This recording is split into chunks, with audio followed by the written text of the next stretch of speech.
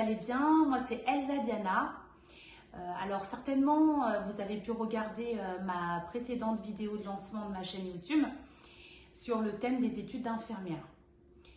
Aujourd'hui, je vais aborder un autre sujet, mais toujours dans le même thème. C'est celui de l'orientation scolaire. Pourquoi l'orientation? Je sais qu'à travers l'orientation, je vais pouvoir en fait aider les étudiants en réorientation et les lycéens. Alors, comment va se dérouler cette vidéo? Je vais tout d'abord en fait évoquer les qualités qu'il faut pour être infirmier ou infirmière. Et ensuite, je vais évoquer un peu le parcours des études à suivre pour devenir infirmier. Alors, tout d'abord, les qualités d'une infirmière, il faut savoir qu'il y a des qualités qui sont vraiment principales. À savoir, par exemple, la qualité relationnelle. Si vous êtes quelqu'un qui s'intéresse aux autres, qui prend le temps en fait d'être vraiment dans l'écoute.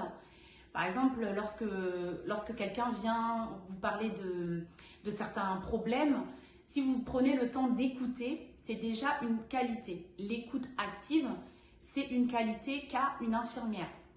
Ensuite, il y a d'autres qualités. Par exemple, si vous êtes quelqu'un de patient, parce qu'il faut être patient, surtout dans des situations avec beaucoup de stress. Si vous avez une bonne gestion du stress, ça c'est déjà une qualité pour être infirmière. Et l'une des qualités aussi que je dirais, c'est l'adaptation. Si vous êtes quelqu'un qui s'adapte rapidement dans différents environnements, sachez que vous êtes fait pour être infirmier. En effet, parce qu'une infirmière peut travailler 2 jours, mais elle peut aussi travailler la nuit et même les week-ends.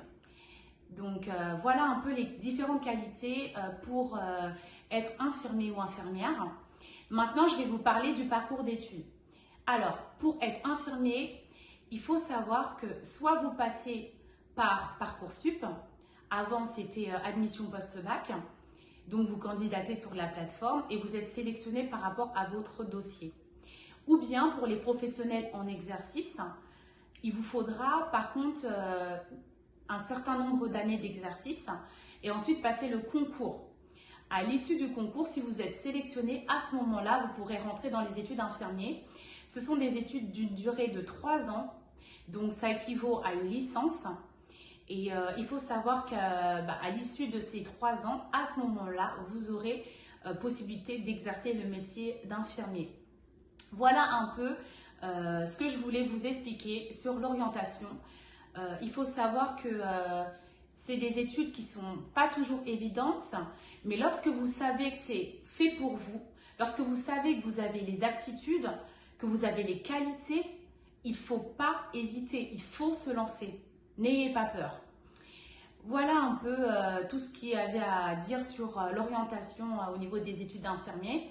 Bon, je vous détaillerai dans une prochaine vidéo les 3 années d'études d'infirmier. Mais pour la prochaine vidéo, nous parlerons plutôt des stages. Voilà, donc n'hésitez pas. Si vous avez des questions, je vous laisse regarder ma page Instagram. Je vous dis à très bientôt.